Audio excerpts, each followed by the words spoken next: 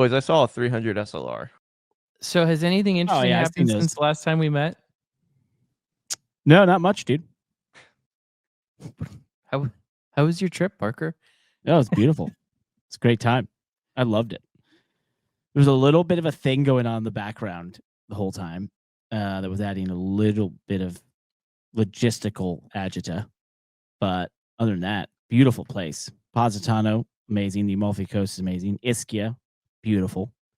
Was there any point in your summer in Italy that you were like, I have to quit this vacation early?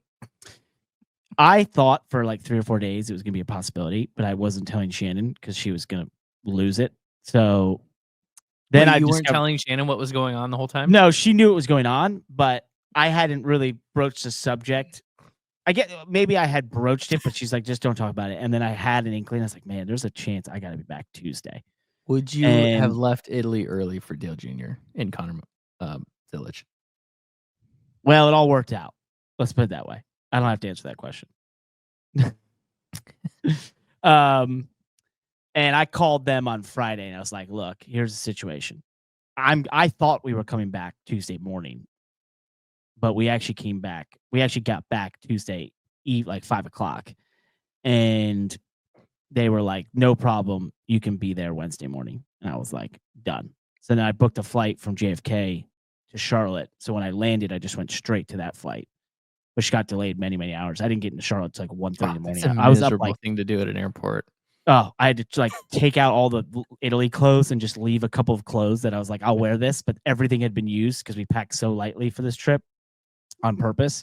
So it was just like some workout clothes, and that's all I had. And then I bought like some clean underwear, just absolutely just turning underwear inside out. Yeah, well then like I was at Sean's, my second bedroom there, so I was able to wash stuff to go to Daytona. And then I went to Daytona, and then I went to Lululemon and bought some clothes for pit reporting on Saturday. And then, yeah, I was set. So you can pack light, you realize. All you need is a black workout shirt and black shorts, your money. Go to Daytona racing these days. That's cool. Yeah, so that was funny. But no, it was the trip was incredible. I came back like 6 pounds heavier, I would say. So I was like, oh man, now I got to get in this seat. I'm the fattest I've ever been. I was like, this is going to be tough. But it worked out. I think being a little fatter for Superspeedway racing is better. Left side weight, you got more cushion for all the pushing potential wrecks for the pushing. That's going to make it. You know it too. That's going to definitely be the intro. Oh, man. Should we do this? Should we just jump into it? Let's go. All right, let's just do it. Let's just go. Welcome to the Money Lap. I kind of look up mid-taco bite. You don't know disappointment. Talking all things motorsports by 2 real drivers. I appreciate being called a gritty driver. With many, many years of experience. We've had to do that other people didn't want to do.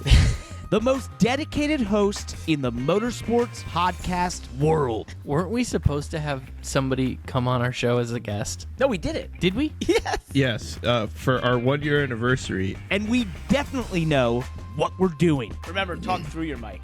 I'm talking past it like this. Well, if you just pointed it differently. Never mind. Never mind. Let's talk about race cars. God's sakes. This is our worst show ever. Hello, welcome to the Money Lap. I'm Parker Kligerman, joined by my good buddy, Landon Cassill. We've been on a summer break for a couple weeks, so we have not been in your ears, and we have not been visually on YouTube. So we are back, though, from our summer break. It's August 27th, Wednesday. We're going to talk NASCAR. We've got some Formula One stuff, a little bit of IndyCar, and all sorts of different racing news, but we start, Landon, with wondering, what did you do on your break? I went to Boston for a couple days. That was nice. And that was kind of we went to Chicago with Fun. Chicago and Boston. So that was fun. Beckham had his first. He flew big boy style on an airplane by himself. Dropped him off Wha- at the airport. Whoa. Flew to Grandma and Grandpa's house in Ohio. So that was kind of a cool little adventure for him. That's awesome. Yeah, so that was fun. The whole unaccompanied minor thing on a plane. And yeah, so we had a weekend in Chicago, went to the air show in Chicago. We went to Boston for a couple days for that was for Dealer 20 Group, but Boston was cool. Did you go on a duck boat ride? No, I didn't. But we Oh. are kind of wanting to go back to the Northeast for in the fall. So the kids have a fall break in October, so I think we're gonna go do like You a know who New else England lives in the in Northeast? the fall. You? Yeah. Yeah, we could. Who else? We Who could else say hi. lives? Yeah, I mean, there's other people. You gonna come who up to live here. Boston? Actually, I've been saying. I'm I've talking never- like New England, not. Oh, like, okay. I've never hung out in Boston. I've only been there for one night, basically. It was really Mhm. really cool town. But I've never really hung out up there. We also have like a patio project at my house, which you've been to my patio. You've been to my house. My 3 Seasons porch. Yep. That's like off the kitchen there. So it's so we're doing the floor in that finally. It's been a while, but we're putting tile down, and shout out to NASCAR sponsorships that work, because I am putting a very nice Schluter Systems heated Whoa. floor on my tile patio outside. Do you give So a I'm shout out to really- Corey LaJoy? Yeah, shout out to Corey LaJoy, and shout out to Schluter for investing in NASCAR year after year after year after year after year after year, and bam, got me. One sale. We got Love a 'em. sale. Love him. We got a Love guy. Could you imagine So- being in their marketing room and they're like, "We've been doing this for 7 years, but we finally got him." That is They're like, brand who? They're like, recognition, though, because you know what? Landon Cassill. I love it. No, I seriously, the Schluter guys are cool, and I've met them at the racetrack, and Corey's cool, and that their whole program, their support of him is great. So, love supporting Schluter and Corey and having That's cool. warm toes and in college football weather this weekend. Starting this weekend. Bam. So, Football's perfect. back. Football, gonna get chilly in football Iowa. weather. Yeah, it's gonna get chilly. So It's kind of similar here. It's 70s during the day, but it's like 60s at night suddenly. I don't like thinking summer's over though. I just don't give up. I love summer. So I went to Italy, which was fun. Went to Positano, the Amalfi Coast, and then a little island called Ischia, which was cool. Had a great time. I asked every single person if they were an F1 fan or MotoGP. That I didn't get a great response, so worried about F1. Honestly, worried about it. MotoGP got a better response in Italy really than F1. interesting. Yeah, I mean everyone knew Interesting. Ferrari, of course, and they're like, blah, but they're like, yeah, it was cool when Michael Schumacher was there. And I was like, Interesting. Oof. Ouch. oof. It was the And heydays. then you finished your vacation off with a little beach town in Daytona Beach, Florida. Yeah, I went to this beach town in Daytona, Florida, and somehow just jumped in a race car randomly. It was like an arrive and drive thing. Didn't really have to practice. Yeah, that's fine. I don't anything. care about all that. Josh, Yeah. what'd you do for your trip? Cool. Anyway, I went to the Nurburgring and other stuff. Yeah. Dude, the Nurburgring is cool. Nemesis. You gotta go check it out. I can't believe I beat you there, Parker, to the Nurburgring.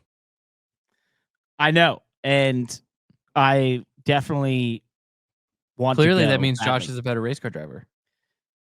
probably I is. had a co-driver too. Parker, you had a co-driver, but my co-driver won the 24-hour of the Nurburgring in 2023. Right. Yeah, my co-driver, he was some kid who said he had won the Rolex 24 or something. But yeah, I hadn't really heard of him. So, it was one of those things where he was like coaching me how to do it and everything. And I was like, yeah, I guess, I'll figure it out. And yeah, went fast. Apparently I went like almost 200 miles an hour. So it's pretty cool. Really? Did they Yeah, give you those that arrive and- certificate? Those like, arrive at and the drive. end? No, the arrive and drive programs are stellar. They had all these other cars out there at the same time. They kept bumping me. So it was like very realistic. which was pretty cool. So That's amazing. I can't tell if this is entertaining or not. Live pit stops, This is everything. This is a serious accomplishment that we need to recognize that our good friend Parker did. But I cannot decide if I just want to meme it and like continue just ripping on maybe the joke that Parker's gaslighting us into thinking that he won 3 NASCAR races when he really hasn't. Because I went to Racing Reference, and nothing corroborates this story. I have no idea where this checkered flag came from. Nope. I don't see any. But then on the other hand, I'm so proud of my man and Parker. I'm so proud of him. Appreciate so it, happy buddy. for you, buddy. Thank you. I was in tears watching this race. Thank you. And this is the first time that we've actually spoken, which is kind of insane because we should have talked on the phone Sunday. I let you celebrate. I texted you. I had no words to say. And pretty nuts. Honestly, we had the very appropriate race car driver friend text where I was just like, dude, how fast was the car? I'm happy for you and everything, and I love you. And I wanna share a big long hug when I see you again, and we can talk about the win and all that stuff. But like, how fast was the car? Like, seriously, man. It was awesome. Car was awesome. The team. So for those that maybe don't know somehow, if you're listening to this, I don't know. Imagine you don't know what's going on. Obviously, got the call. If you're new to the show, if you're new to the show. Also, if you're watching on YouTube, I've had this flag the whole time. Is what they're referencing. I was actually wearing it at one point as we were talking about the Rive and Drive. So this is the actual flag that broke when I tried to put it in the ground. Got it home. Super cool. I love checkered flags. That's what I always keep. But got the call from Dale Earnhardt Jr. the Monday that I was leaving to go to Italy, and he's like, "Hey, man. We're in a bind here. Most likely Connor's not going to be able to finish this race and maybe even not start, but they were pretty optimistic that he would get cleared to at least drive." And so it was like, "Hey, would you be interested in racing at Daytona?"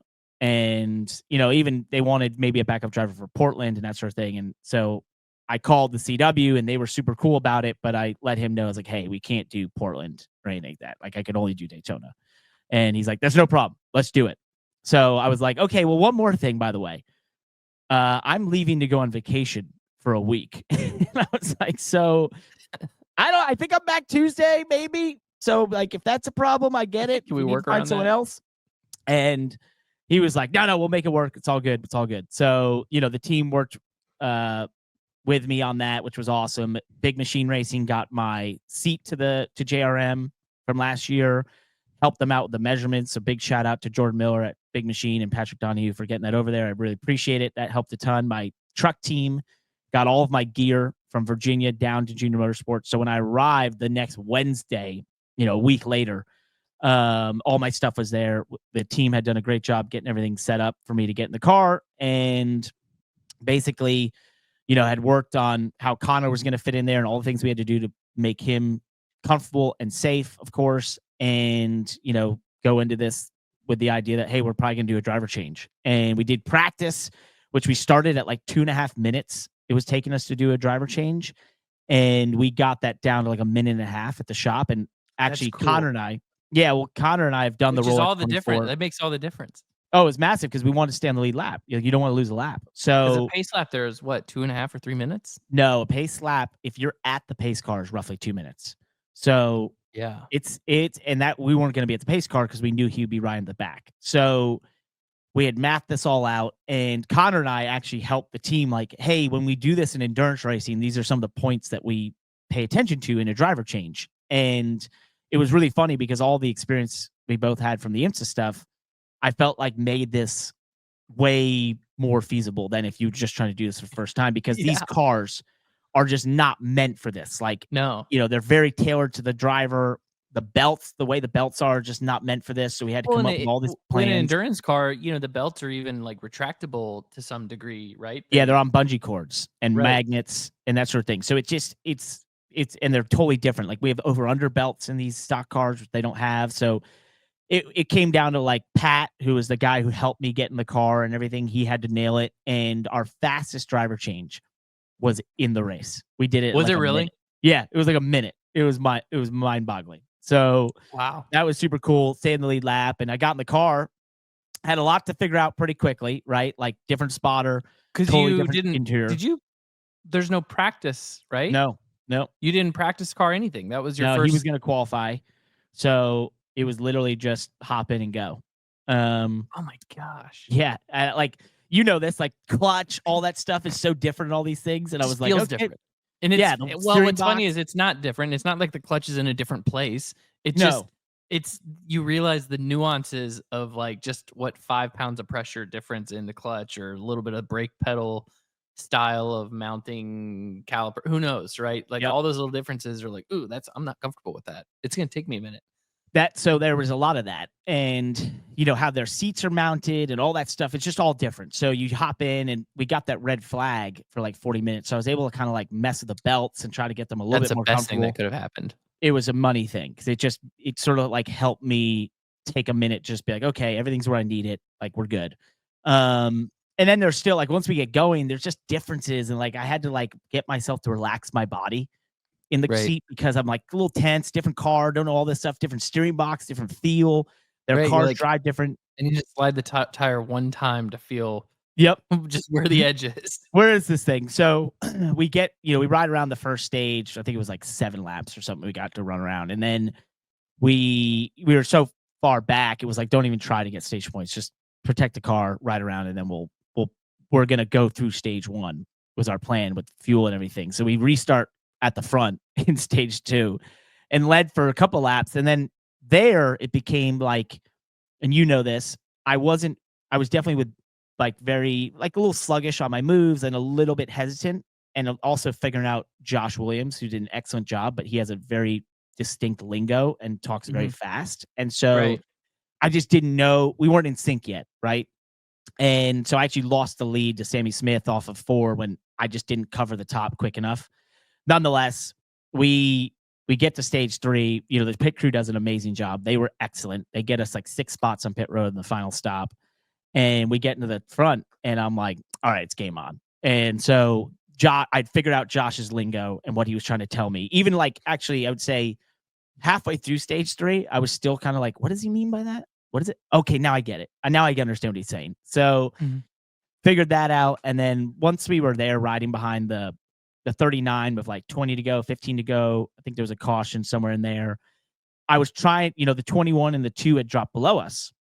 And I was clearing the 21, but the 7 wasn't. And I was like, I don't want to leave Justin, who's my teammate, who I know is going to stick with me, to go and try and work with the 21 and the 2, when I'm pretty sure they're just going to try and spit me out or split me and that sort of thing. Right. And so I rode there being like, if I can get Justin clear, then we'll move down. And the caution comes out, and Dale comes on the radio, and he's like, hey man, we got to get to the lead. Come on, drop down. I'm surprised. And I'm like, no, dude, we got to be patient. I got to help Justin. And sure enough, it paid off because he became an incredible pusher in the last couple of restarts and did an awesome job and truly helped us win it. So overall, super cool. The weirdest thing was when I got the call, and you'll appreciate this, Landon. I get the call from Dale and everything. I figure out, hey, CW is good with us doing this. Like, we're going to do this. And I go to Shannon. I'm like, hey, so this has come up and everything. And I said, one caveat. And she's like, what? I was like, when I win this race, I'm not going to get credit for it. And she's like, what? And I'm like, yeah, because I'm going to most likely be being a relief driver for Zilich. Therefore, I'm not going to get credit. That's just the way the rules are. And she's like, oh my God, that's so you. But the best part was, it wasn't like if I'm going to win, it was when I win. Yeah. And I felt that way all week, the whole time we were in Italy. I was like, we're just going to go win this race. I know it. And so whatever reason, it all worked out. So super cool, unbelievable, moment. And in terms of getting the call from Dale Jr., I just was so shocked. I was like, my God, that's cool overall. And when we were standing in Victory Lane, one of my favorite memories is looking to my left, and it's Dale Earnhardt Jr., and then there's his car in Victory Lane, and I look up, and it says World Center Racing, and I was like, what the hell am I doing here? How did I get here? Talk about out-of-body experience. So, yeah, very, very cool. So, I'm trying to think what else was pretty interesting about this. Oh, there's the idea of like compensation. You'll love this. And obviously I had to give up a weekend with the CW to go do this, and I get paid per the weekends you show up. And it's a good number, but the way they do their driver compensation there is like you get a percent of prize money and a bonus if you win. And Shannon's like, oh, you got to get a minimum guarantee. And I was like, nah, let's take a bet on ourselves. Like, always take the upside. And so when I won, she was like, oh my God, you were right. I was like, yep. So pretty awesome. cool. Yeah. That's so Any cool. questions? What's your thoughts? What's your questions? Judge, also rate it. You can rate the drive. 10 out of 10. Appreciate 10 it. out of 10. Yeah, 100%. That was incredible. I was Reddit. I was Go so ahead. happy. I mean, when you texted me and told me that this was happening. I can't remember when you did, but I kept it to myself. I didn't say anything. I think I texted you really early. I think it was Yeah, because I think you texted me and you were like, I might be. Yeah. And then I kind of like wanted to just leave it alone. I was like, I also I didn't follow up on it very much either. I think I don't think I followed up until the day before where I was like, wait, so are you still doing this? Yep. Because they hadn't really. They went a long time. They didn't say anything about having you there. No, and they, the way they obviously did it was just that being a relief driver, which it was. Like, there was probably a chance if everything was great, like he would have done it. But I think really the plan was always to do the swap because, yes, he was cleared to race and he's fine and, like, his recovery speed is incredible. But it's just the risk at that place. You Right. look at what happened to him at You Talladega. have a He's 50% leading. chance of wrecking. Yeah, and he's leading in the final lap at Talladega and hits the wall and hurts his back. Like, there's just no reason. And I was like, buddy, I know this hurts, but you're going to go to Portland better, Fresh. and Yeah. you're going to lap the field with one hand. Like, literally could do that. So it just, it was a smart thing to do. And I know that's tough at 19 years old to make, that kind of decision. So he's incredibly mature. I'd say that was the other very cool part, was just hanging out with Connor for a week. He is. Like, He's so cool. Dude, he's the man. And when I speak to him, I forget he's 19 because he's like us. Like, he's 35 years old. And He's such a high IQ. Such a high IQ. And he's just so above his years. And so, like, we'll have conversations and I'll speak to him as if I was speaking to you about things. And I'm like, and then I'll have this moment where I'm like, how the hell does he even know that? Like, what? He's 19. Insane. Yep. So he's got him and his whole team have done a good job with him, and he's just developed along in such a perfect way. Yep. As a modern race car driver. It's funny because, like, he legitimately probably could have been a candidate for the Cadillac seat. Oh, like no doubt. There's no reason why not. 100%. If that was the path. He definitely GM is an F1 quality talent. Yeah. GM could absolutely put him in an F1 car for a test. I wouldn't be surprised if it happens. So I met his parent, got to hang out with his parents that whole day, which was cool. Just seeing who are the people that created this phenom. Like, who are you guys? How did you do this? Nice people. Very nice. Super nice people. What did the car drive like compare? You were just coming out of a couple years of running an RCR type Superspeedway car. They're fast, right? You had success at Big Machine Racing. I drove those cars. You and I talked a lot about, what those cars feel like. So what was the difference between what you remember in the 48 car for a couple years and then what you drove Friday night? Yeah, the biggest thing that stuck out to me wasn't, particularly like speed, I would say. I find that always a tough metric to measure in the draft, right? Like how fast a car is. But what really stuck out to me, and it's something I really wanted at Big Machine for 2 years, and we just couldn't find it. And I always felt like sometimes, the RCR stuff is very focused on like outright speed, and therefore it can hurt itself in the draft a little bit. And that works great if you're Austin Hill, who can control the field super well. But if you can't get there, and with him having a great pit crew, like if you find yourself in the pack a lot, it was tough to move through the pack, because one of the things I fought in those cars often was like you couldn't push and you couldn't break the bubble and push people. And if I look at every speedway I've won in trucks and now Xfinity, like the consistent theme is that I'm probably one of the most aggressive pushers because I have a car that allows me to do it, or a truck. Mm-hmm. And that's what I had with the 88, was that you could get to the bumper. I could just get to the bumper. And so when that happens, the way I look at it, and I've thought about this a lot since then. I'm like, what is the common theme here? Is that when I have that ability, I push people to where I want them almost, right? Mm-hmm. And use it to like push certain people to my own advantage, and then put myself in the position where it's like, okay, now I'm in the position to strike to win this race. And and we've talked about the leader of these races a lot of times. You know, this was what Justin Haley was good at when he won a lot of races, is he wasn't always changing lanes. Like he ran the bottom, right? And we talked about a lot. And I was like, you would watch him over time, lap over lap, just inch his way through the field. But the guy wasn't changing lanes. He wasn't driving all over the racetrack. And so what you're saying that's so right is that, like, if you're a good pusher, you can just keep pushing the guy in front of you, right? Keep pushing him. And the people in front of him are actually going to make mistakes. They're going to pick the wrong lane. Then you're going to advance.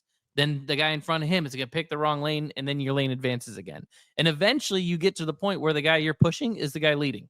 Yep. And what almost always happens is the guy leading makes the wrong move. Like what Justin Haley did on Saturday night, was make the wrong move, and then the second car in line is able to advance, right? Opens the door and advances. 100%. You nailed it. And that's exactly how I think about it. And if you look at all of my Speedway wins, I don't lead a lot of laps. Right. Because I'm always the key to that, like what you're saying, is actually that second car that we're talking about that's sort of inheriting the lead, is inheriting it by being a good pusher, by being on the bumper, so that when that lead car makes the wrong move, makes one wrong move, it's a matter of inches, right? Yep. It's not a matter of feet. So if your car can't close that gap to the bumper, then you always have that 1 or 2 or 3 foot gap that the door can be opened and then closed again. Open and then closed again. Right? But if you're a pusher that can advance right to their bumper, you know, they make one wrong move and it's inches and you've got the position. I'll go as far as to say, and I've said this before in trucks, I always say, like, all I care about is can it push. I was like, I'll take a 20th place qualifying car any day that can push over a first place car that can't push. Like, the hard part about it is that's great. This is all great fodder and it's great for theory. I don't know anybody that has like intentionally solved that problem. No, like, never. Like, they're going to build the fastest car they can. Doesn't happen. You sure as hell, there's not much you can do at the racetrack. How many times have you had a spotter been like, how does it suck up? Does it matter? We're here. like practice is over. There's nothing we can do. They spent 6 months making this thing as fast as it'll go. We're done. We're good, boys. No, it's definitely something you got to go into. Like, you got to work at the cowls and, you know, all the engine stuff and the aero stuff and that sort of thing. And it's even then though, when you're at the racetrack, you're guessing. No, like, you're guessing. But I'm saying it's designed months in advance, right? If you're going to have that, you know, one car that always stuck out in my mind the last 2 years was when Jeb Burton won the April Talladega in 2023. I watched him be able to like push people, and I was like, I want that. I was like, I want that car. Like, he qualified 14th or something, whatever it was. I don't know. Maybe 15th, but can just drive to the bumper. But can push people. And I was like, that's what you need. I was like, I don't want. Funny. Where does that come from? Or, you know, I'd say on the flip side, if you can be the 21 who qualifies half a second faster in the field, sure, I'm sure that's great. I've just never been in that position or had that possibility. So it's like, if I can't be that, then give me a 20th place qualifying car that can push, because I'll make the well, and I mean, qualifying got rained out. So 21 didn't get to prove their normal prowess. No, but the 88 team was saying that if they qualified top 10, that'd be like a pole. So they weren't very optimistic, you know, in that sense. But they've worked on it. The Hendrick engines, that's the first time I've run those. They were great. Did an excellent job. That pit crew is amazing. Marty Lindley, who's a crew chief on the 88, did an excellent job. Just was so smooth and calm through the whole process. You know, obviously it's just such a well-prepared team, well-oiled team, and called a great strategy there that got us, you know, and the big thing was he had that strategy from the beginning of like, hey, when we put you in the car, we're going to pit constantly. We're going to get as much fuel in this thing as possible so that we can go through the first stage and get you up front. And I didn't stay there, but it helped me because once I could feel the clean air and everything, I was like, oh, okay. I you know, almost like accelerate my learning a little bit. So when I got there at the end, it wasn't foreign, right? And then the The other thing was we did make some pretty big adjustments. Like in stage 2, I got very, very loose and was like, I think everyone was sliding around and just all over the place. And they made some big adjustments, and we actually got pretty tight in stage 3, but it was like, doesn't matter. I can still push. So it's definitely one of those like things where when you go back to what you're saying is like, was different and all that stuff. It's like, I don't know, but the one thing I can tell you is I could push the shit out of people. So that helps. Makes a difference. Yeah. A bunch of people on Reddit the week leading up to it were like, when they saw this, they're like, oh my God, Parker's going to win this race and not get credit for it, which I wrote like, yep, been making that joke all week. Sure enough, called their shot. They were pretty excited about that on Reddit, which was cool. And it's been fun. I actually had some more inquiries for driving another car this year in about 2 or 3 weeks, but I can't do it, unfortunately. So maybe there's another chance out there to hop in a car, but it was very flattering to get that opportunity. So we'll see if when we do it again, or we never do another Xfinity race ever again. And it was a fun way to cap it off. So seriously. The other thing is Racing Reference. I may have mentioned them in my post-race interview. They actually did a notes section on that that's cool race, and it says Connor, Parker in relief for Connor Zilich. So I was like, that's pretty sweet. Thanks, guys. That's cool. At least you're in the history books then. Yeah. The only thing is that version. The funniest part is not only do you not get credit for the win, it's not even a start. Like I didn't get another start. So I was like, that's funny. Oh, brutal. 122. Yeah. But you learn a lot about the semantics of the rule book. Yeah, but the thing that's bogus is we also learned that anybody who bet on Connor Zilich to win Daytona did not get paid out. I saw that. That makes wild. sense of that.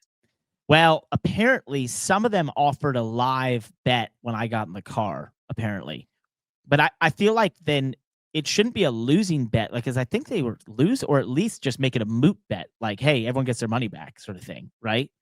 Because technically he's credited with the win, but they're saying he wasn't in the car. And so I was looking at a lot of that, and it's very murky. And I'm sure, this will have caused the sports books to, like, literally, they're going to have to, I'm sure there's going to be meetings of NASCAR and everything. Like, hey, what do we do if this happens again?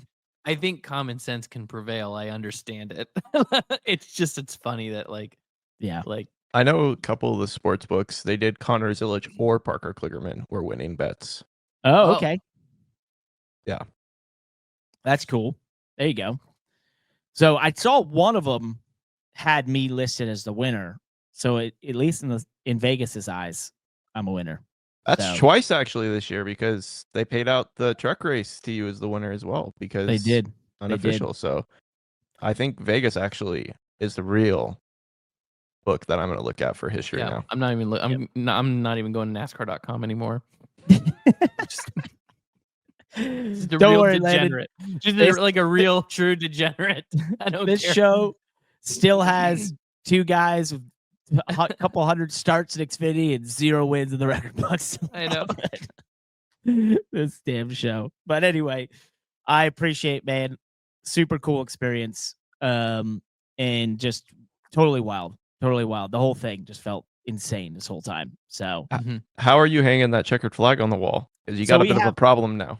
I have 3 spots up there. They're like these pole holders. And I had, 3 NASCAR wins, and then I got the Daytona one, and now this one. So there's been 3 in one of the holders, and we're going to add a couple more. So I consider it 5.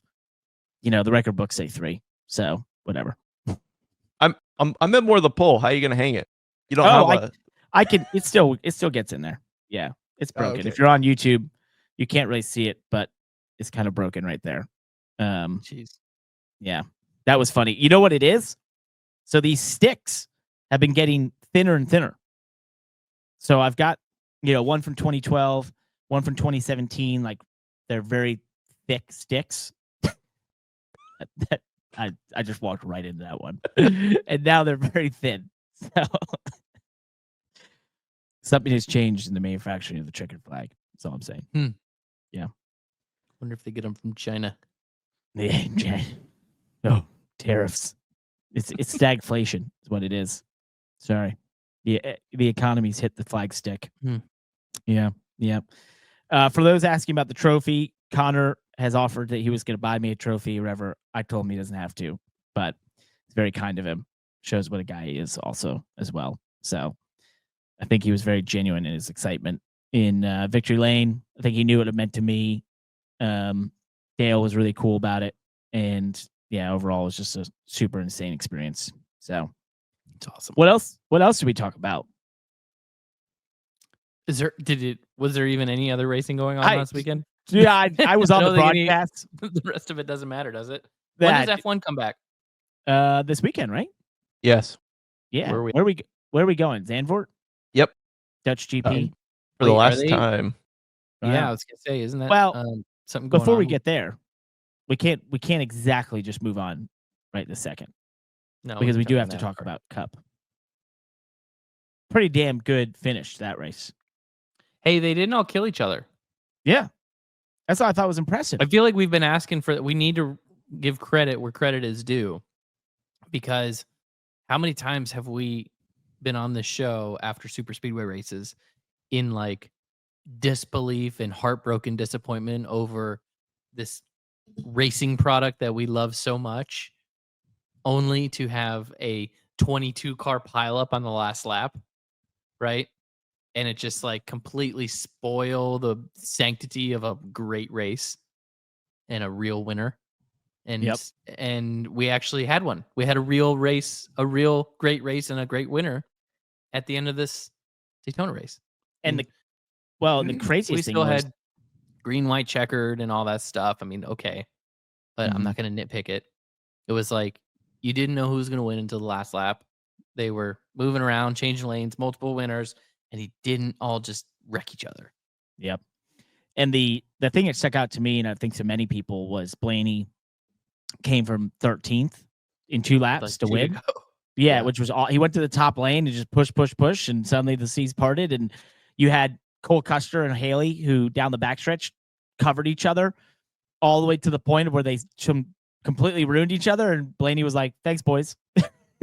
I think so we can armchair quarterback Justin Haley, which is not totally fair to him, but that's the fun part about having a show and just Why we have a being able to podcast. talk. Sorry, Yeah. show. Damn it. Yeah, that's what you can do when you have a podcast. So I felt like what he was doing that I wished he wasn't doing, because I was rooting for Justin to win it, I felt like you just need to protect those bottom 2 lanes. I don't know if you need to travel that distance and try to protect the top so much. Like all that movement is creating so much turbulence in the front and so much that it's actually part of what causes that 3rd lane to gain energy. You know what I mean? Yep. Like, I know you don't want to give up the lead, so it's like if the guy's going to clear you, you're not just going to give that up with 3 to go. But like, if you're blocking lane 1 and lane 2 and just bouncing between those lanes, or maybe letting lane 2 get next to you, but and then you're just kind of seesawing with them, that's fine. But if your spotter's saying that the top lane is getting momentum, I don't know if how aggressive you need, at what point you do need to block that 3rd lane. I don't know. I mean, I have to go back and watch it to like fully formulate this thought. Yeah. But it just almost never fails that when the leader loses the race the way he did on the last lap, it's because he tried to cross 3 lanes of traffic, or it's a result of crossing 3 lanes of traffic. You know what I mean? Yep. And so it's like at that point you've lost you've lost control, you've lost leverage. You're trying to block 3 lanes at once. You can't block 3 lanes at once.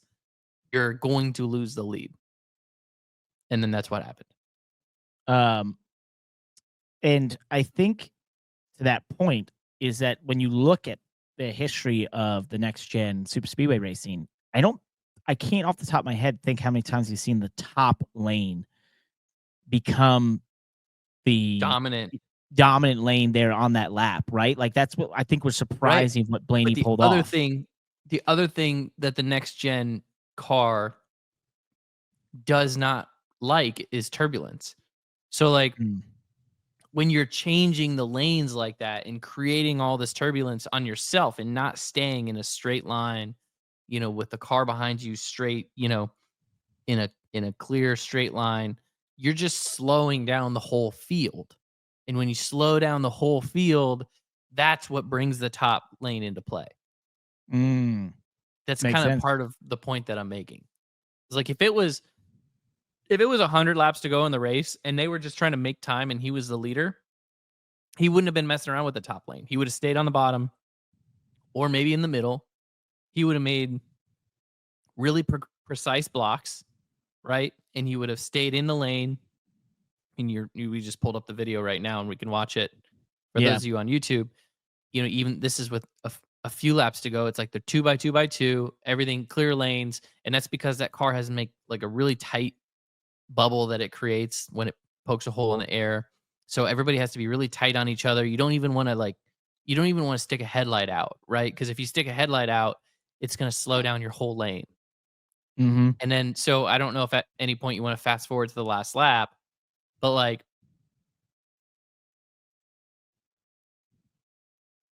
sorry, I'm not talking right now, but it's like on that last lap, they formed up top with Custer.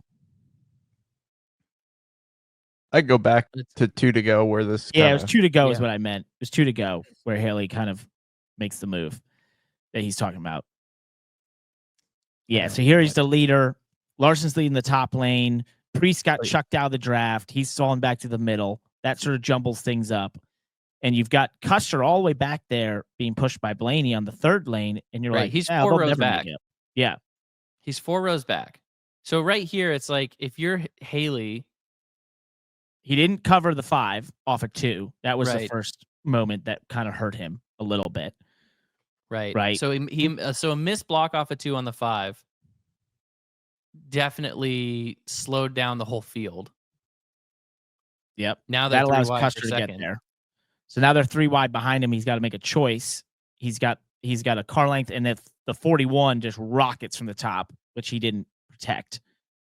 So then he also gets sort of shucked by the 5. He gets forced to the bottom, and now Custer's leading on the final lap.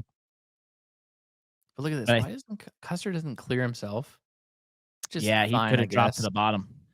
Bottom gets more momentum again. So maybe this is the move I didn't like. Yeah, right here. All the way up here. I didn't like that move.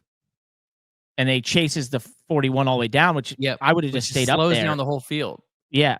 I didn't like the move where he chases the 41. If you go to the top and the 41 move, just wait for the 12. Yeah, I mean, that's a hard move to make. You're trying to keep the lead. You're basically giving the 41 the lead for sure. Yep. And he's going to have momentum, and you run the risk of the 12 going with the 41. You don't know who's clear and who's not clear. But True. I don't know. I didn't like that chase up to the 8 to the 00 down the back stretch. 41, you mean? Or the 41. 00, 41. Same car. I think it was a move that if you look at those last 2 or 3 laps, he's going to look back at those and go, okay, there's 2 or 3 moves there that maybe I probably 1 or 2 I had to make and 1 or 2 I didn't have to make, right?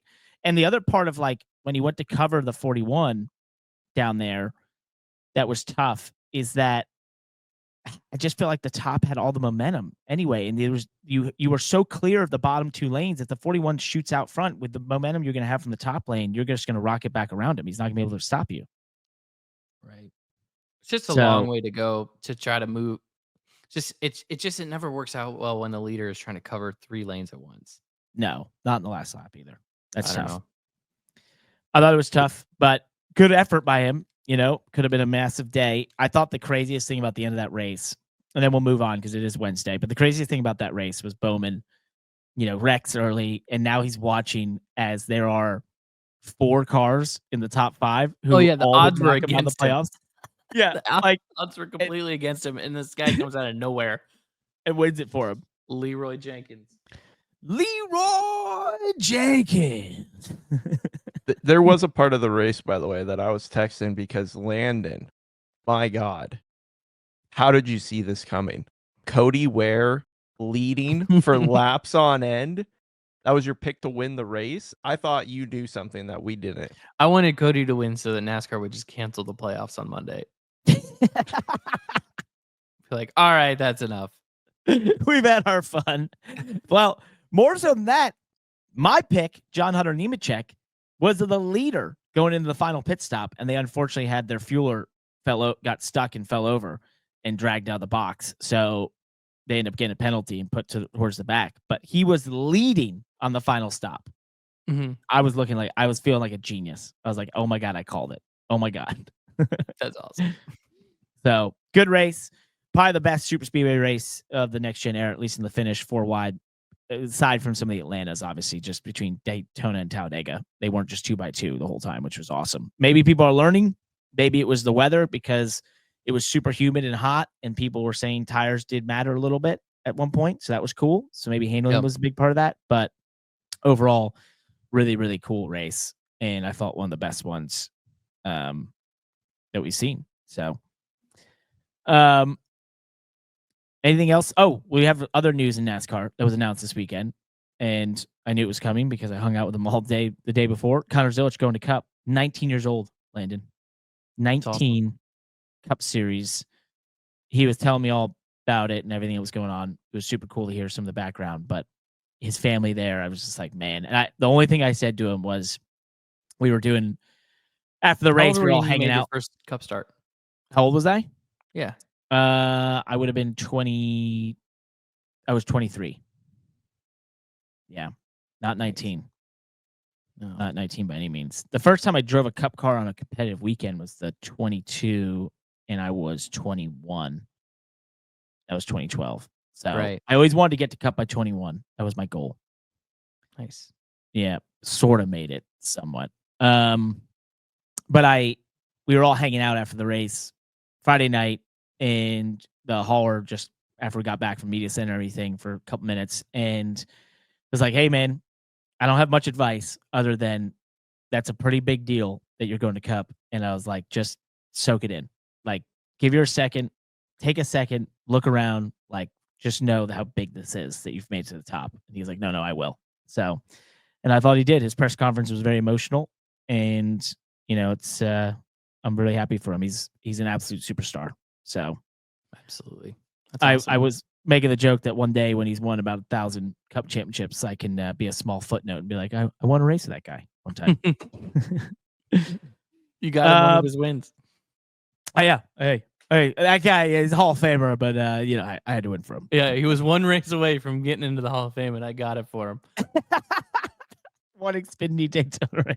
Wouldn't it be incredible if he retires with 201 NASCAR wins? No. And you can be like, I was the one that put him over the edge. Took down Richard Petty. 200. So I got him to 200. There you go. 199. Oh man. That's pretty sweet. I think it's everything for NASCAR. We're headed to Darlington next. Xfinity Series is going to Portland. We mentioned that. I expect Connor to be the guy to beat. I have to think if you're the rest of the field, you're probably thinking if you can get a restart and sort of make it tough for him to have to pass some cars, that's probably your best chance. He's definitely going there, I think, as the favorite by a long shot, considering his speed at the road courses this year and last year when he shut up and won his first race. It's just, he's unbelievable. And the crazy thing is, it's not just his speed. It's the fact that he just doesn't fall off. Like when I looked at that Sonoma race, when we were up in the booth between him and SVG, there was a point in the run, 10 or 15 laps in, where they were 1 second faster than third place. Jeez. Like, mind-boggling stuff. So, absolutely insane. It's funny because Connor kind of blows out the whole theory that we were like talking a while ago about, we just need to learn how to right foot brake and the whole thing. But, I mean, I'm pretty sure that Connor's not right foot braking, is he? I don't think so. Nope. So he defies all that. Yeah. One of the footnotes, by the way. Yeah. -3 to Allgaier for the regular season championship after you won the race. Yep. Wow. We helped him out. Kept him close. We made the difference. Yep. So what does the wind diecast look like? It's the WeatherTech car, but we're both going to sign it. It's a dual autograph. It's kind of cool. And are you going to be able to get it from spoilerdiecast.com? I believe you can. From spoilerdiecast.com. Whoa, what's this? Well, if you're a race fan just like us, if you want the Parker Kligerman Connor Zillage collab. Signed win Daytona diecast. Go to spoilerdiecast.com. These guys are crushing it. They're on the ball. Are you already on the website? Is it there? I can pre-order it. Yeah. now? I'm gonna pre-order 100,000 of these. Oh my gosh. Well, Whoa. they are the Okay. fastest growing diecast and racing merch companies, and for good reason, because Josh is out here pre-ordering hundreds of thousands of orders at a time. So that's why they're growing like crazy. They ship same or next day. I'm anxious to see how that works out. So your order is not sitting in limbo forever. They have an incredible selection, massive selection, over 1,900 products in stock. Some people are saying that's the best selection in the industry. They're mostly NASCAR, but they do have a lot of dirt sprint car options. F1, Arlo bought some Indy cars on there, so we've got a little bit of an IndyCar diecast collection at the house right now. Did I say F1? They have F1 as well. So they have free shipping on orders over $100 to get a free NASCAR T-shirt of any random driver. I think we're continuing that through our August summer break. Use promo code MONEYLAP for the free shipping and the T-shirt. SpoilerDiecast.com. These guys are the best. They're the best. Appreciate it. Go over there and check them out. Also, we do have a T-shirt that I don't know if it'll be on there or not, but JRM released a T-shirt, which is pretty cool. So you can go to Junior Motorsport shop for that. And yeah, maybe we'll come up with something fun with the spoiler guys as well from this last win. Not sure what we're allowed to do, so let's figure that out. There's all sorts of things I got to figure out, but nonetheless, definitely go pre-order the diecast there. The WeatherTech car. It was the first car to have a driver change and win since Denny Hamlin and Eric Almirola in 2007. But before that, it was like 1980 something. 85 that there was a real relief driver. So this car is history right there. You got to go get it. Get it at Spoiler Diecast. We appreciate them. Ready to sign 100,000 windshields? Yeah. If anyone orders 100,000, we would be the largest selling diecast in the history of NASCAR. So that would be quite a day. But let's talk F1 because we've been gone for a while. They're coming back. And big announcement, Cadillac F1 team has their drivers starting for next year. It's Valtteri Bottas and Sergio Perez, two veterans who have joined the Cadillac F1 team in its infancy. I actually got the chance when I was flying down to Daytona on Thursday to sit next to Dr. Eric Warren, who's the head of GM Motorsport, and talk about the F1 program. And it was super cool, very insightful. I learned a ton. What about is what's his going on over role there. in the F1 program? He definitely is very integral to the technical side. So, he kind of oversees a lot of the engineering and everything they're doing there. The budget cap stuff they've learned a ton about, which was super fascinating. They are running the team out of Charlotte, out of England, Silverstone in England, and a bit out of Indy. So there's basically 3 locations for the team. Interesting. They will develop the power units there out of Charlotte as well, but that's not till 2029, I want to say, or something like that. Well, I don't know what it's officially out there. I can't remember. But the, just the numbers behind it all are absolutely insane. And the amount that goes into putting 2 cars on the racetrack in F1 is just, to hear it from his point of view, starting from ground up and everything they're trying to build and create and have to hire people. It's just an insanely large undertaking that is blowing them, is become a huge thing. He's constantly over in Europe and he's all over the place as this happens, but it's full speed ahead. And now they got some drivers and it's, this will be a cool deal to follow. I mean, I really think this is America's F1 team. Haas, I feel like was sort of America's team a little bit there, but they just, for whatever reason didn't really lean into that. But this deal, this is truly America's F1 team. The Cadillac brand, I mean, that truly is. You're absolutely right. And in typical F1 fashion, the photo they used on all social media, it looks like it was a launch for a new TV series on Apple TV called Signed. Do you know what I'm talking about? I do. I know exactly. It's like two actors hanging out next to each other, right? Right. You're like, wow. I loved. Yeah, you had the comment of like, wow, where's this streaming? Katie and I have been looking for a new show. If you don't know what I'm talking about, just go to Cadillac, go to Formula One's Instagram, and you're gonna see a picture of Bottas and Checo Perez, and you're gonna be like, it's good. It's really good. They had them all over New York City yesterday, with Dan Taurus, who's the head of Gamebridge, and sort of the group that's massively funding this whole thing, and the I had one other cool thing I was going to tell you guys. Oh, they have some pretty, I won't go into the details, but they definitely have some really innovative marketing things that are coming in terms of what I think a lot of these F1 teams are going to do. But like to your point on TV shows and that sort of stuff, they have some really big stuff coming, which is going to be super cool. I think a lot of these teams, when you look at like what McLaren's done, so on and so forth, they're doing their own like almost internal reality shows and live streams and just becoming content houses 24/7. And well, that's the plan. And F1 is a lifestyle brand. Like that racing, it is such a lifestyle brand. It has such a good pulse on the culture right now. It does. And so they really do. There's your photo. There's your Netflix show. Signed. Signed. Fun fact, Bottas is going to have a 5-place grid penalty for his first race. Why? His last race, he got one. And it hasn't gone away. He never raced again. So he still has a penalty, apparently. The grid penalty's on the that driver? long? Apparently, that's what I'm reading. So that's hilarious. Yeah. Welcome back and get to the back. Hey, look, So if they qualify in their first race further than 5 spots above last, that'll be a big win. A big win. So if he actually gets 5 spots removed and isn't just last anyway, I'd be very impressed. This is a massive undertaking for them. So, and speaking of how big F1 is in the culture, the F1 movie crossed 600 million at the box office and becomes the highest grossing original film of 2025. I still haven't seen it. Have either of you seen it yet? I've heard it's good. God. Oh my God. I haven't seen it, Josh. I'm sorry.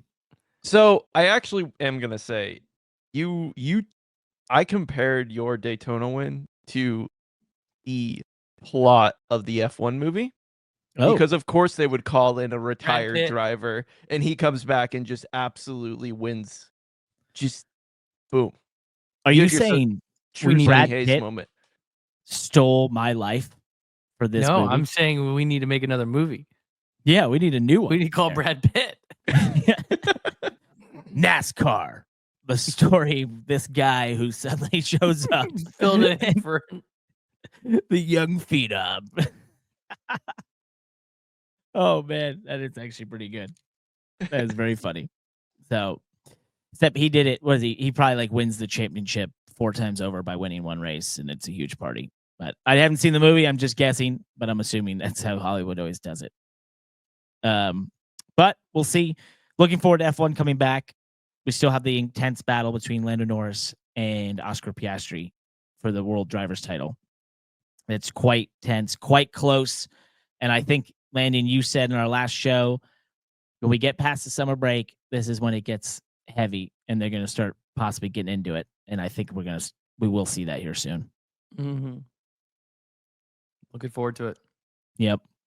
IndyCar. Christian Rasmussen. How do I say Rasmussen? Did I say that wrong? No, that sounded right from what I heard Rasmussen. on the broadcast. I don't know why I say it feels weird when I say it. He won at Milwaukee, breaking the. We've now seen a couple different winners other than just Alex Palou and Kyle Kirkwood as they head into the season finale at Nashville. But our boy Connor Daly was up there early. I ended up having, I'll be honest, it was on my TV on the plane, but there was a little connectivity issue, so I didn't get to see the whole race. But when I was first watching, he was in the top 5. And then I saw all the stuff about how Christian did. Josh, you watched it. What was so impressive about what Christian did? So truly he was on newer tires, so it was expected that he should be able to do it.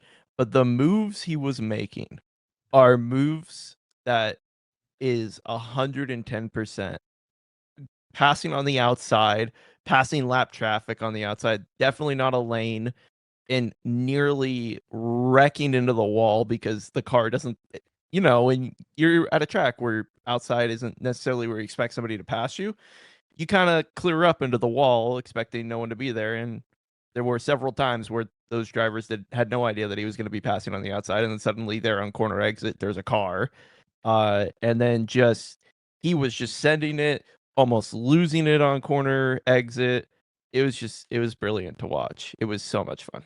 Brilliant. I love how you shoved that in there. Will Buxton style. That was good. I could tell you watched it. Doesn't he have some people have been angry at him for being overly aggressive this season, I feel like. No clue. He should talk to Carson Hocevar, and maybe they can have a podcast together. I think he's been a little aggressive at times, so I guess that fits his driving style. But it's got to be a big moment. He won. I saw Alexander Rossi, his teammate, went to victory lane to celebrate with him, which was cool.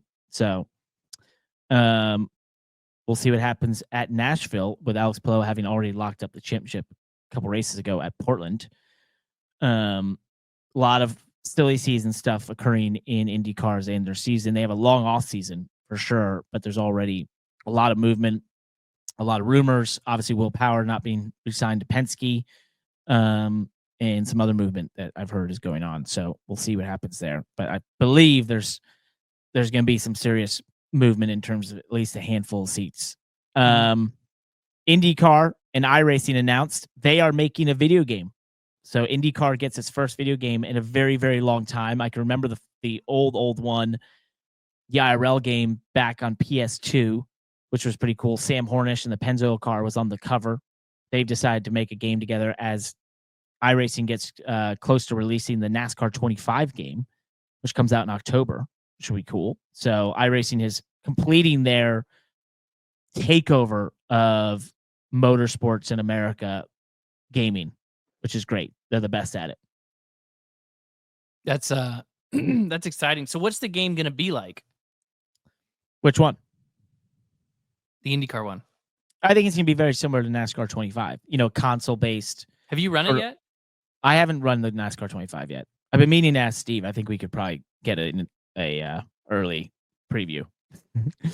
Those guys, we've done a lot with them, so we probably could get an early preview. We should, but I'll shoot an email off for you guys. We'll see what we can do. Thanks. Yeah, see what you can make happen there. Definitely going to be a sort of console, that mix between arcade and simulation, but what we've all been missing since the NASCAR Thunder days, NASCAR Chase for the Cup, and now sort of coming back with iRacing doing it, which is just going to mean it's good. Like they don't miss. They just don't miss, those guys. Will you play it with me? I'll play it with you.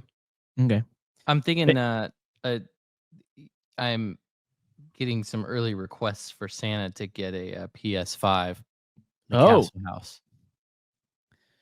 I see. So, there you go. Well, hopefully you write a nice letter to Santa. Hopefully we've been a good boy. It's been good enough to get a PS5, but I know that feels weird. I haven't bought a console in a very long time. I have an Xbox. I don't know which one. Maybe an Xbox One, I guess, is what I have. Oh, yeah. I've got a One. The original one or the third generation Xbox One? Well, I don't know, Josh. It's bigger. Yeah, I think my brother has the third generation one. I've got the bigger one. Okay. Older. Yeah. I just use it to play Call of Duty. That's all I've ever done on it. Battlefield. Did you? Side note: you should check out Battlefield 6 when it releases. It's a return to form. Yeah, it's looking good. I love Battlefield. All right, I'll check that out. Speaking of checking it out, let's talk about some reviews that we got out there, Landon.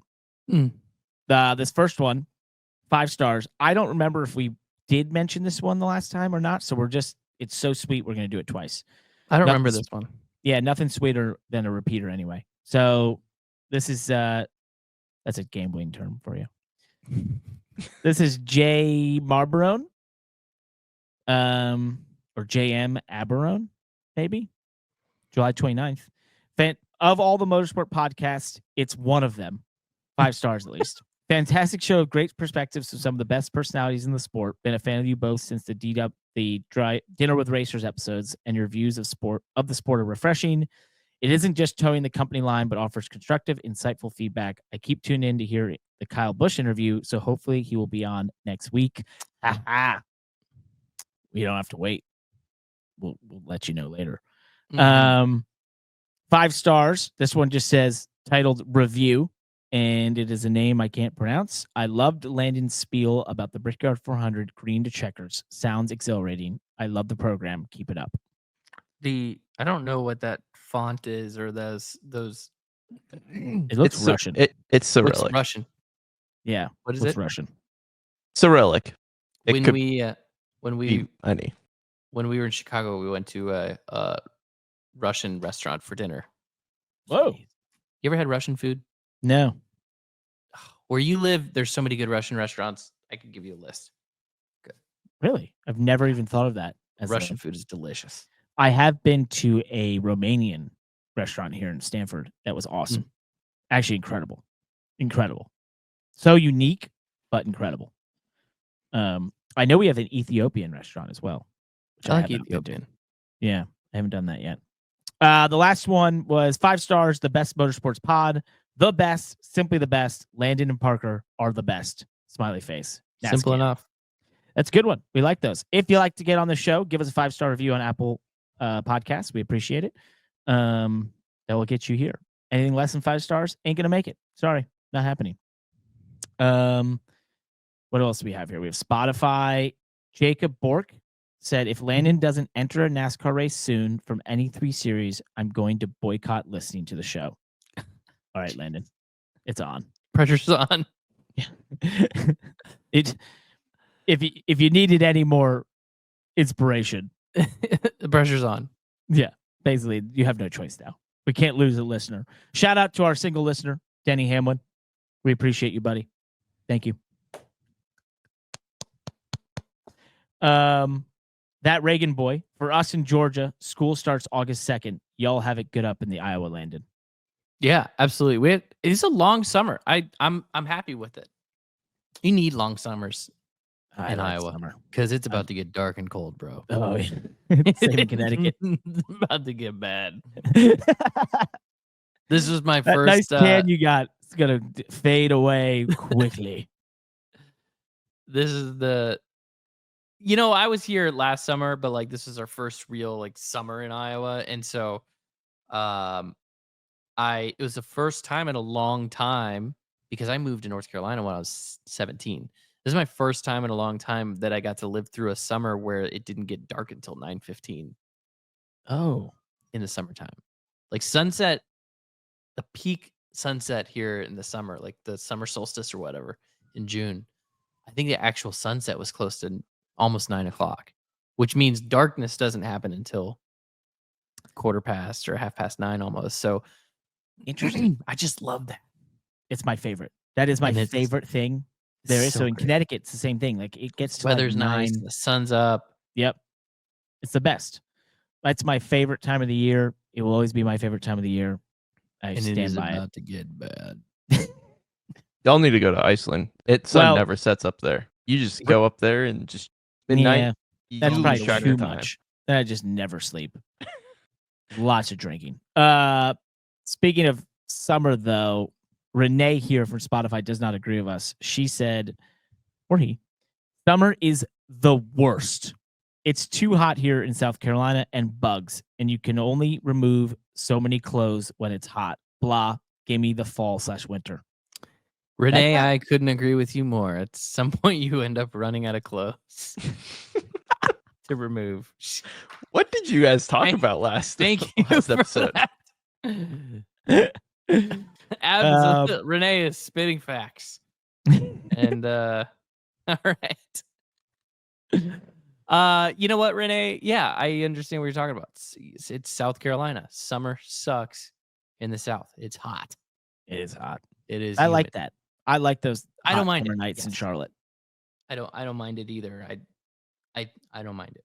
I like all things. I find something that I like in everything. I do That's think that I am a beautiful summer attitude. person. I think I'm a summer person. I think I'm a spring summer person. Fall's nice too because of football weather. That's great. But like I like good weather. For me, winter, I like cold weather too. But it's like I like it for a trip, right? I Mhm. like it for a where we went to Colorado for the week and we're skiing.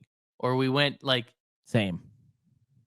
and I'll enjoy it. And I love being cozy under the blankets and by a fire and the whole thing, hot chocolate, whatever, drinking coffee in the morning, all of that.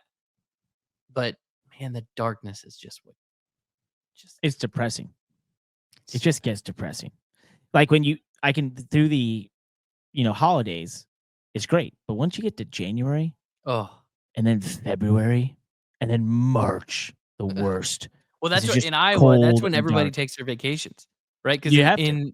in North Carolina, I'm used to like winter vacations being kind of December around the holidays and stuff like that. But it's like, no, winter hasn't even like really set in here. January, February is when people disappear around here. Yeah. So, and yeah, so summer, we had a long summer. It was nice. Obviously going back to the comment about school, and how lucky we are in Iowa. I'm pretty sure it's a state law. The schools can't start until after the fair. You said that last time. Did I say that last time? Yeah. So Yeah. after the It's fair. great. That's maybe that's. There was we a bunch of Instagrams that went viral this season of Iowa State Fair contests. I don't know if they made it to your algorithm. They didn't, but you sent them to me. Like the husband calling and the You sent me a couple of them. Yeah. They were pretty chicken special. calling. The chicken calling. Yep, the That was a chicken good one. calling was a good one. That was a special video. I appreciate it. Go look it up on your Instagram if you want to check it out. We got an email. This is from Dominic. I'm not going to read the whole thing because it kind of has the same gist as the subject line. OMG, Parker, you did it. Unbelievable. Basically, Dominic listened to the race and he said, but seriously, I felt like I won a race today. I kept thinking, remember all the things you and Landon talked about in the show about speedway racing. Keep Landon's words of wisdom in your head. It must have worked. Thrilled for you, Connor and Dale. What an amazing team victory. Can't wait to hear about the whole thing in the next money lap. Well, you have. And to your point, Dominic, yes, there's many things Landon and I have talked about on here that were put to use there, including into 3 and 4. When I had covered the top down the backstretch and got back to the bottom, I was kind of like, yeah, this is going to work from here. Pretty much. So there was definitely things. Sometimes not making a move. That was my thought behind the 39. So those were definitely words of wisdom we've had on this show. Should we do our championship grids here as we start the playoffs for Cup? Yeah, let's do it. Let's cover it. Okay. Do you want to go first or me? Yeah, I can go. Also, wait, one other thing. We filled these grids out and we made a league on NASCAR.com. So if you want to play with us, go to our league on NASCAR.com, or we have a link in the show notes on YouTube, on Apple Podcasts, Spotify, everything to our league. Think, to be more specific on being able to navigate NASCAR's system, make an entry first. Yeah, make an entry first, fill out your grid, and then join our league. Yep. That's how that works. So, or playoff grid, playoff, whatever bracket. So I don't know. You get lost in all these because it's just rattling off drivers. So round of 12, I have Denny Hamlin advancing, Kyle Larson advancing, Byron advancing, Bowman advancing, Blaney, Bell, Briscoe, Elliott, Chastain, Van Gisbergen, Logano, Reddick. So that means I have Bubba Wallace, Austin Cindric, Josh Berry, and Austin Dillon getting stuck in the round of 16. And then I have Bowman, Elliott, Logano, and Reddick getting stuck in the round of 12. Did I really not advance Logano? That's bold. I didn't realize that. I'm like clicking and thinking. So yeah, bold moves. Logano is not going to make it past the round of 12. That'd probably be the first time in a while, isn't it? Yeah. Ooh, I'm not sure I like that. But it's not an even year, so he's definitely gonna have a down year. Yeah, it's just a down year for Joey. Sorry, man. So that means in the round of 8, I have Van Gisbergen, Bell, Blaney, Larson, Hamlin, Byron, Chastain, and Briscoe. That's a tall order. And then I have Hamlin, Larson, Bell, Blaney. I didn't really step outside the box for the championship 4. And then I have Hamlin winning it all. And a tiebreaker. Is this 3 years in a row that you've done this with Hamlin winning the championship? I'm just gonna keep picking him. Okay. He'll win it eventually. Yep. It's always his year, so it isn't. All right, you have 369 laps. Nice for his tiebreaker. Yeah, for the tiebreaker. Cool. Yep. So for me, we're gonna look very similar. I have in round of 12, I got Larson, Byron, Hamlin, Blaney, Bell, Briscoe, Bubba Wallace, Logano, Tyler Reddick, Alex Bowman, Chase Elliott, Shane Van Gisbergen. Into the round of 8 is where it gets interesting for me. I've got Kyle Larson, Byron, Denny Hamlin, Blaney, Bubba Wallace, Briscoe, Elliott, and Shane Van Gisbergen, because I think he will win the Charlotte Roval. At Phoenix, I have William Byron, Denny Hamlin, Ryan Blaney, and my shocker, Bubba Wallace, makes his first championship 4 on a heater this year. Charles Denick is a genius. I think he goes all the way there. But he will be denied the championship by his co-owner at 2311. That is Denny Hamlin. It's always his year till it isn't, and I have him leading 250 laps to do the tiebreaker. Perfect. We both have Hamlin. Who you got, Josh? All right, here's my lineup. I'm just going to talk about who isn't advancing in the first round. Cindric, Berry, Dillon, and Bowman. Bowman has been scraping by for so long. He's exhausted. It's not going to work out in the round of 16. Dillon, Berry, Cindric, I think very similar feelings on that one. I think even, it looks like the betting odds agree with that, as those are the 4 most likely people to be eliminated in the first round, excluding maybe Bubba Wallace. Then in the round of 12, I am very much different from you guys. Something tells me Hamlin ain't going to advance out of the round of 12. Something's going to go wrong. He's going to hit a rough patch. Same with Ross, same with Reddick, and same with Bubba. I don't know what, I just really just dislike 2311, I guess, in the round of 12. Apparently. I think, who knows, maybe tech failures are going to happen a lot round of 12, right around that time. Round of 8, Logano gets eliminated, Briscoe gets eliminated, Elliott gets eliminated, SVG gets eliminated. I think we all have the same path for SVG there. We all have the similar thoughts. And then Larson, Bell, Blaney, and Byron are your champ 4, with Blaney winning it in my tiebreaker. He leads 420 laps in the entire playoff. Wow. All right. Well, we will find out who is the smartest as we go through the next 10 weeks. Looking forward to it. It's going to be fun. Definitely fun. But we need to make some picks, guys. So we've got Cup, Xfinity, Truck, IndyCar, and F1 all racing this weekend. Remember, Xfinity's Portland, Cup, and Truck are Darlington. I guess I'll go first. For Cup, this weekend, I've got... I don't have a good feeling about this. I'm going to go Kyle Larson. He turns it around. He had his closest to a win Superspeedway race. I think he finally gets things going again, start the playoffs. It's Kyle Larson. Xfinity, Connor Zilic. That's a given. Trucks, I'm going to go on a limb here. Corey Heim. Yeah. Wow. Corey Heim. Yeah. So brave. IndyCar, I think he tops out the year. He's already won the championship. Alex Palou. And F1, I'm going to go Zandvoort, like the Hungaroring, Lando Norris. 2 in a row for him. That's probably it. That's not what I picked, but that's probably what I should have picked. Oh, you wrote yours in? Yeah, I did. Okay, Sam. So I went with Denny and Cup. Big Denny guy today. Yeah, apparently. Shout out to our listener. Thanks, bud. Has Denny written a review yet for our podcast? He hasn't. He should. No, Yeah. he's done a verbal one on his podcast. I got CZ in Xfinity. Feel like that should be pretty easy pickings. Corey Heim truck. Connor Daly in IndyCar. God, I should have done that. Like, it's just it needs to happen, man. Yep. And I he's picked the over Max for F1. Wow. It is his home race. They've been Kinda working what on I was stuff in going summer for. break. Yeah, it's kind of what I was going for. 'Kay. So, gonna go with the legend to just fire off a summer break. Yeah. Everybody else Hey. might be a little sluggish and slow.